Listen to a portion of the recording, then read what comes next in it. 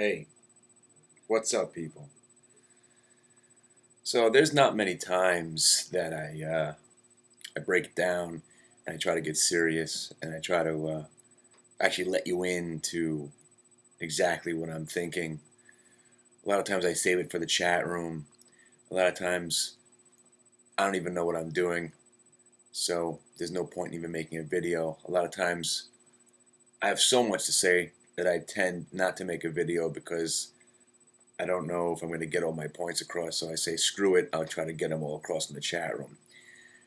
The moral of the story right now is, as we know, and I feel liberated because I can make this video with no regrets. I'm not looking at the market right now in an individual stock picker's idea. I'm looking at the market right now as the fear has finally come back. Okay? Finally, realization that the market might have gone too far too fast is starting to creep in.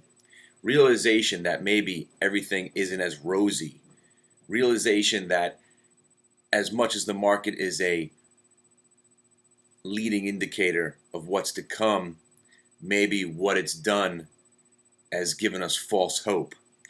Maybe the idea that a bigger sell-off is right around the corner has finally, come into play.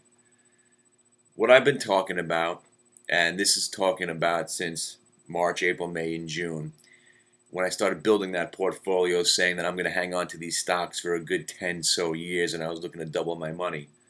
And we know how that worked out. Most of the stocks that I bought did tremendous percentage-wise. Of course, I got out, but at the same time held on to that quid. The quid, if you don't know, is the QID. That is when you want to bet that the NASDAQ, the NASCrack as we call it here on the show, hitthebid.com. There's a free chat room, hitthebid.com, hitthebid.net, which one of them works better on your browser. As we know, I have been trapped in these quid, buying a little bit more and a little bit more, waiting for the sell-off to come, and that's what I'm in right now. So all the stocks could basically suck ass for all I care about right now. We've also decided that dry ships now has been banned from the chat room, banned from the Hit the Bid vocabulary. We will not talk about that stock anymore. The only thing I will say as I part from the dry ships, I mean, chances are we'll talk about it some other time, is if this recovery was real, ship it. Something needs to be shipped. Remember when Intel said everything was fantastic and we rallied from that point? The reason that I decided to go shorter and add to this quid position was because Google and Apple had these tremendous rally days and nothing happened. Baidu, which I believe controls the stock market, had a tremendous down day, and that was our tip-off number one. Dry ships reported numbers. They tried to sucker some people in. Fell apart. Fear, my friend, right now is happening. Don't wait for it. Don't wait to judge and try to figure it out. You know all those reasons that were keeping you out of the stock market? All the reasons that you were confused about it going up? Well, they're here today. Today is November, I don't even know what day it is because I don't pay attention much. Today is November 2nd. The fear is here today. You want to be selling at the open today. There's a lot of other things going on that I like to talk about, like sports. I haven't been doing it because we know this is a global show that I'm involved in.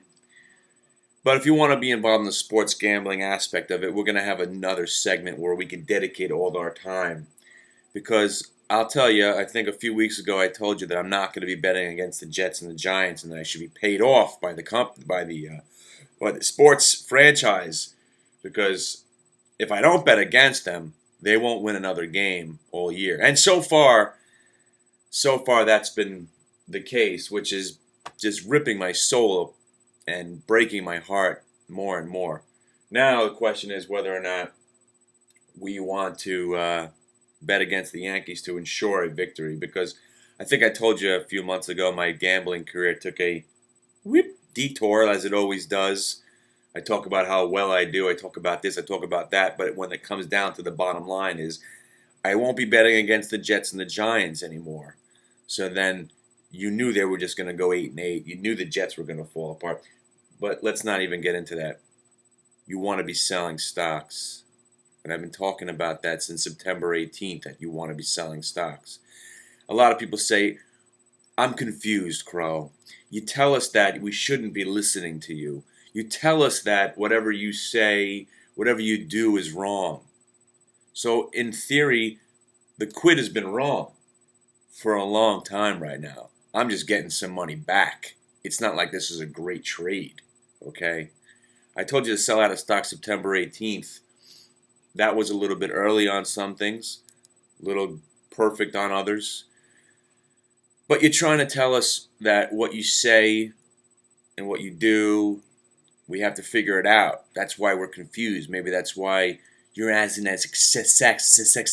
successful as you should be, because you sometimes confuse your public. That's why I invite you to the free chat room and hitthebid.com, hitthebid.net. I tell you to come into the chat room because in the chat room there is no dilly-dallying. I am telling you what it is, what is happening at the moment. And at the moment I am selling. I'm buying more quid. I think the market was due for a 1,000-point pullback on the Dow. Why not start the pullback at 10,000? It just made so much sense.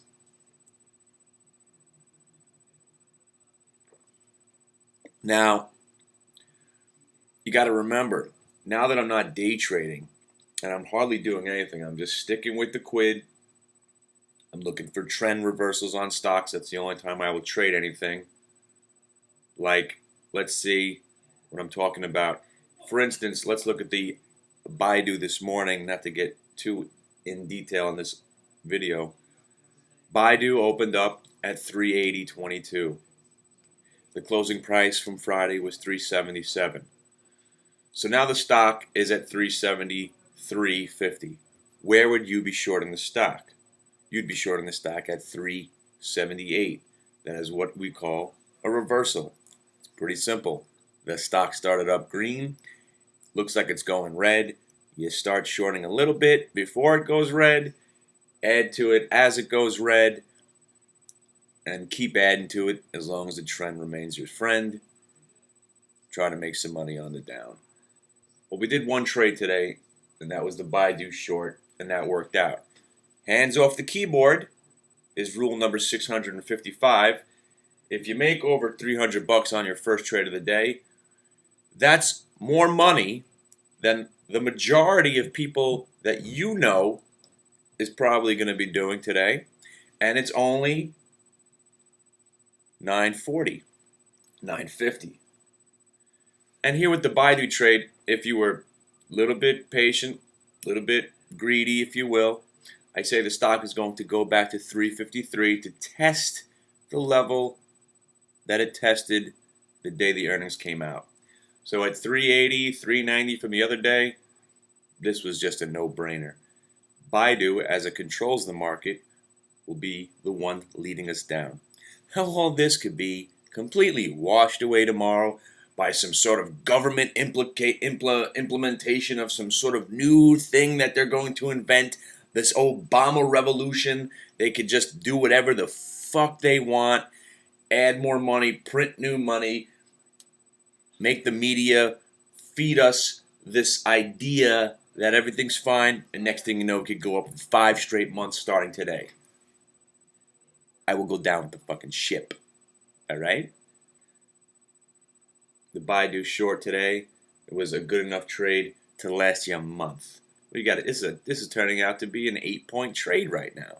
That's why you have to come to the chat room. All right. Now, was this arrogant? Was this douchebaggery right here? I'm just trying to help. I'm just trying to help. I'm a broken man, and all I have left now is to try to offer my services to try to help the human race. God bless you, and let's go Yankees.